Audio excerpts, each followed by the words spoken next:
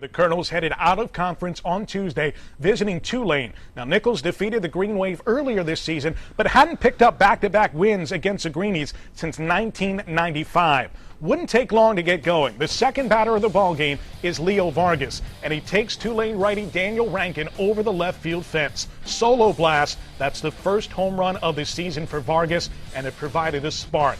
Now, the Colonels go pitcher by committee in this one. Grant Bourne tossed 2 innings in the start, very effective. He strands a pair in the second with this strikeout of Bowen Woodson. Bourne fanned the side in that inning. Nicholls used 8 hurlers in this contest.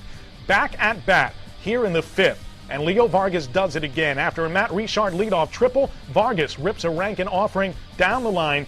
Richard scores to make it 2-0. Leo would try to stretch it here into a triple, but he gets cut down. Rankin was pulled after 4 1/3 innings. Nicholls tagged him for 7 hits and registered 11 total on the evening. Bottom 5, Tulane finally breaks through. Brandon Boudreaux with the 2-out RBI double off Jacob Rodrigue. Around comes Richard Carthon. The Nicholls advantage is cut in half. Boudreaux drove in 3 runs on the night.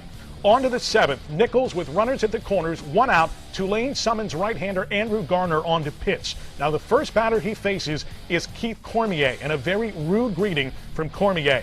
He triples home a pair, just mashed this one into right center. Nicholls added a run later in the inning on a Tyler Duplantis suicide squeeze. The Dirty Red are up 5-1 at the stretch at Turchin Stadium.